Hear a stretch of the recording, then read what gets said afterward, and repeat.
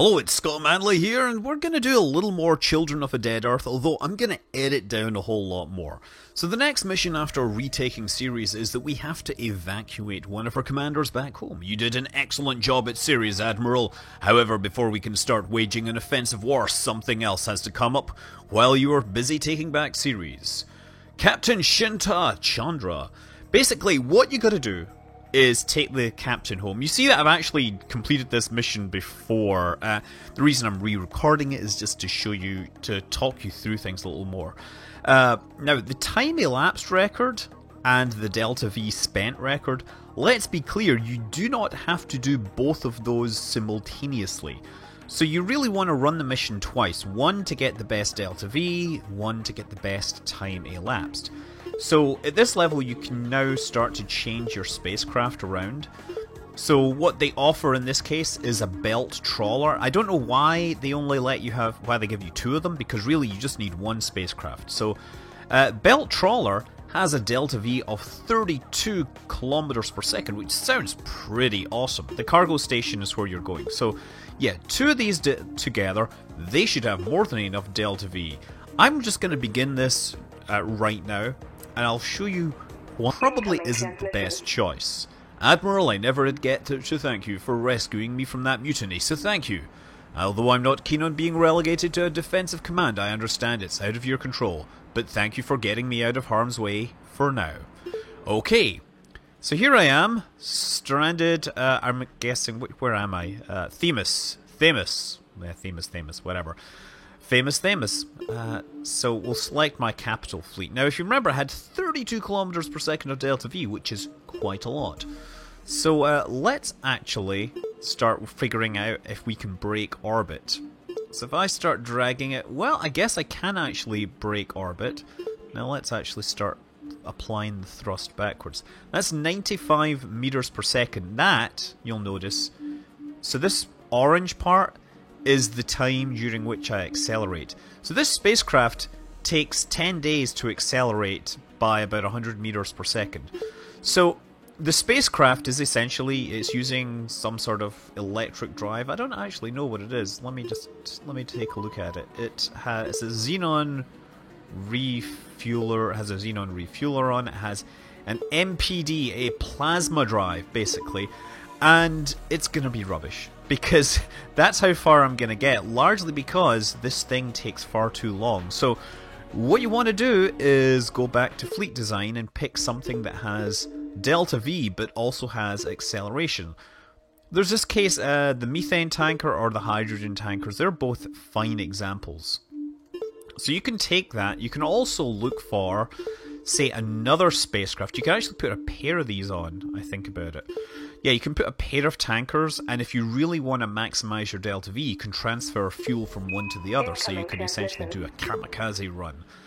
Now, getting down there, it's easy enough. Just, of course, focus the camera on my cargo thing, select my cargo thing, and begin calculating my orbit.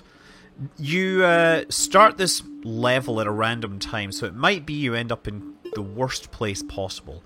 But yeah, you want to slow yourself down initially, bring your orbit down, and then somewhere down here you'll have a close encounter. Now the question is, where is the target when it's there? Oh, that's actually pretty good. 1 year, 4 months. That's actually looking pretty good. Let's switch to the frame of reference of the cargo station. Oh look, we actually swing right by it there. That's going to be pretty good. Let's focus the camera on the cargo station. Sorry, let's focus the cargo on the cargo station. So I want to bring this thing down. Yeah, 1 year, 4 months. So I'm obviously going for the time thing here, the time, best time. And yeah, just like drag this. Oh, that's looking pretty good. Bingo. And that'll get me there in 4 months, but you'll also notice that I'm kind of over the top here. So let's do some changes around here. Get it really close to Mars. Yeah, and then I can just push that button to give me the join LE cargo station. 18 kilometers per second, not enough Delta V. I can fix that though. Let's actually just fix that right now. Ooh, look at that, zipping over the top there. One of the problems, I guess, in this case is that I'm coming through the system at a really weird angle. All these kinks and stuff look very odd, but I can fix this. So we'll basically travel to here, and then we'll refuel the main spacecraft, right now. So what we'll do is we'll look at this, and we'll say, hey, hydrogen tanker, you are going to refuel, activate the refueler. So this one, the delta V is going to start rising again. There, bingo. And step back, so that should have refueled one and the other. Now if I look at it again, I can split it out into its own fleet. Join failure, over time limit. What? Oh yeah, look at that. What it's doing is it's saying, oh, I'm going to start maneuvering right here. Yeah, no, let's do that. Set the frame of reference to Mars. That will stop a lot of this wobbling, incidentally. And let's see if I can do the rendezvous now. Join LE cargo station. Intercept plotted successfully. Don't know how long it'll take, but it's good. That is like the most brute-forced intercept I have ever seen. There's no finesse here. The rendezvous missions are actually... Oh, that's good. Something happened there. But please... Yay! 1 year, 4 months, and 25 kilometers per second. So, absolutely terrible. But you can see that I've previously done it both in excellent style and already have that gold rating. The next mission that I get presented with is Main Belt Extraction. While you're busy getting Captain Chandra back to Mars, an interesting development has arisen. A Usta warship has entered orbit around Sylvia, a main belt rock under our control. The flagship is at a standoff with our forces and is waiting for Usta reinforcements before it engages us. During the standoff, we received a privately broadcast message from it. The message appears to be from Lieutenant Commander Nathan Zipping, a high-ranking officer. He seems to be interested in defecting and has offered to provide valuable intelligence if we can capture him alive. So yeah, what we have to do is disable the spacecraft in question, and the enemy spacecraft is a gunship, which is a pretty formidable spacecraft. You can customize the fleet, but let's see how this looks. My comms engineer appears to have discovered my initial transmission and is attempting to crack my encryption, because of course sending transmissions to the enemy that are encrypted are totally not suspicious. So yeah, I start out in orbit around this little rock, and he also starts out in orbit around his little rock, and both little rocks are orbiting this bigger rock. So it's easy enough, like the amount of thrust the amount of delta V you need to go between Romulus and Remus is really tiny, right? You can just basically brute force an intercept with the target. But the problem you'll find sometimes is that when you arrive at the target, it might be on the wrong side of the target asteroid. Now that would actually be a highly tactically useful ability, because they vastly outgun us. They have much better range, so it'd be really cool if I could perhaps arrive on the far side of the asteroid and then move into close range and then pop up over the horizon of the asteroid and then, hit their spacecraft where it hurts tactically, such as I did in this example. However, the AI has different ideas. As you know, the object of this mission is to capture the spacecraft alive. However, the AI just says, oh wait, bad guy is there, let's start heading towards him at full throttle. More or less just points straight at you and accelerates towards this little asteroid here. And if the mission were just to destroy the spacecraft, that would probably be fine. However, in this case you're supposed to disable the spacecraft, and apparently ramming into an asteroid at a couple of 100 meters per second just results in instant destruction. Look at it go. Yes, Kamikaze, you are not going to capture this ship alive. So until you fix the AI, you pretty much have to make sure you arrive at the right time. But hey, if you do arrive at the right time, you have one heck of a light show. So those guys, they have much better range than me. I thought I'd mess around with laser skiffs, laser frigates, but they have just walls of rail guns and coil guns. Oh, and it is so beautiful the way my spacecraft just get disassembled bit by bit by hypervelocity impacts of phosphorescent slugs traveling at several kilometers per second. I love them getting torn apart in this kind of laser-like hail. It's not really lasers, it's railguns. Look at my spacecraft go, they're just not even closely in range. None of them are able to get into range. This thing is so dangerous. And as I said, if I try to use the thing as cover, it ain't gonna work. Laser skiff turning around, and you can see those sparks flying off the hull because the enemy is firing a laser at me. You can see the purple glow of the laser, but the actual laser impact site is what we see. It doesn't leave a trail in space because there's nothing in space to make it scatter, right? Yeah, this did not work well. I went through several different strategies to defeat this thing, but I'm just showing you these failed ones. One of the problems actually we have to deal with is simply targeting the spacecraft in a way that you can disable it. I mean, logically taking out its power by destroying the radiators is a great way to do that, but it still runs the risk of hitting the crew compartment. I tried flak missiles thinking that, well, flak missiles are perhaps a little less likely to kill everyone than nuclear weapons. Then, of course, I encountered the wonderful guidance capabilities of all the missiles. Look at that! 150 flak missiles, every single one flying through a little keyhole just behind the drive section. Still, I persisted, and through a combination of trial and error, and mostly error, and a lot of luck, well, I did eventually get a win out of this mission. One of the one recommendation I would make to the developer is that you can only target external devices. We really wanted to hit the power plant here, but the power plant is inside, so you can't actually specifically say it. You can tell it, oh, shoot the engines. You can tell it to attack the heat sinks, and the heat sinks. One problem is that some of the heat sinks are halfway down the hull, and you tend to kill everyone if you do that. But in the end, flak missiles everywhere, bit of nukes here and there. Oh yes. In the end, we damaged it enough that it was essentially dead in space. I'd lost a couple of my ships, but then what we had was that I couldn't target anything else on it. My weapons were offline. I was moving in. Its weapons were facing the wrong way because we'd essentially slagged everything on one side, and all that was happening is I had a chain of flak missiles slamming into the hottest part of the ship, which thankfully was the rear of the ship. So the missiles just kept hitting, and eventually it was only a matter of time until that armor finally gave in against this continual onslaught. The danger now was that those missiles were still coming.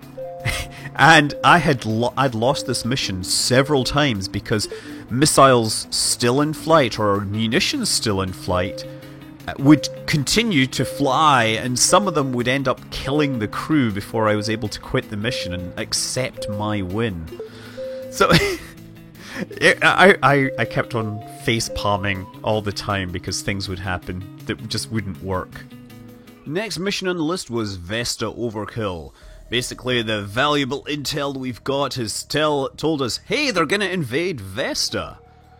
So yeah, I guess I had to head over to Vesta and protect myself. Now, enemy spacecraft in this was quite a significant, or quite a diverse fleet, so I had to come up with some way to defeat them. Now, while I could tell you all sorts of fascinating things about the asteroid Vesta, about how it was the fourth one discovered and all that, I did have all this nuclear weapons and drones and stuff heading my way. However, I did discover another really interesting thing about the AI. So I would deliberately put my spacecraft into a crash burn towards the moon, or towards the asteroid, for the very simple reason that if I got there quickly enough, and I put myself in just the right place, then it would confuse the targeting system. Actually, technically it wouldn't confuse the targeting system. The targeting system would know exactly where I was.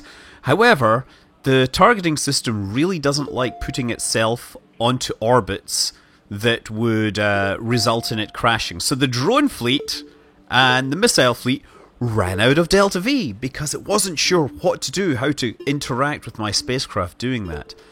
Then I would slow myself down, and put myself into a little ballistic orbit over this. It wouldn't be so much a ballistic orbit as a suborbital hop.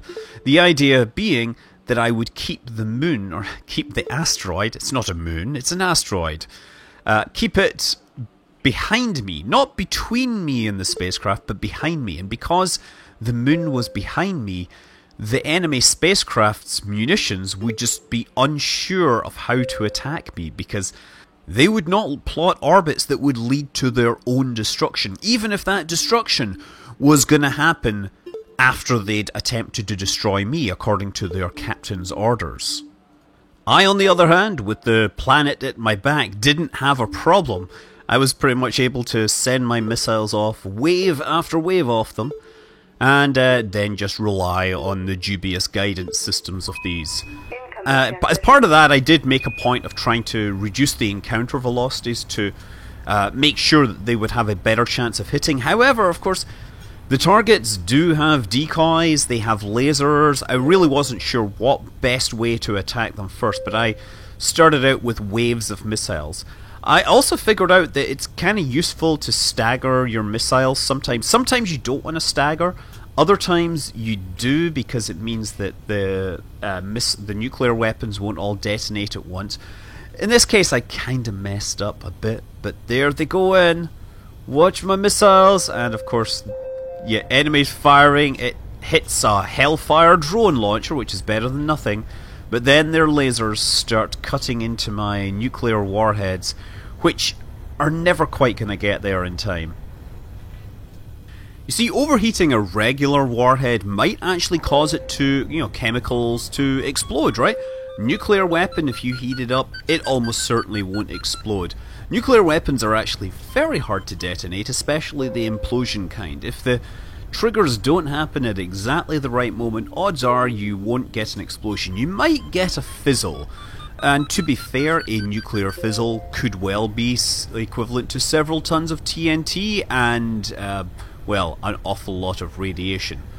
But anyway, I just continued throwing missiles at the target, slowly picking off the spacecraft one at a time. There were 4 originally, and after a few salvos But having knocked them down to 2 working spacecraft, I thought it was time to send in the drones. And the drones, they did their best and were obliterated in a fraction of a second.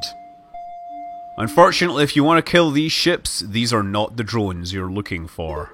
Still, they did do some damage, so they weren't a complete waste. Unfortunately, I feel I should have perhaps been more patient. And finally, some enemy drones caught up with me, and we all know how deadly those can be when you don't have any way of dealing with them. Look at this. Escort carrier out of Delta V, lost power. Escort carrier disabled. Great.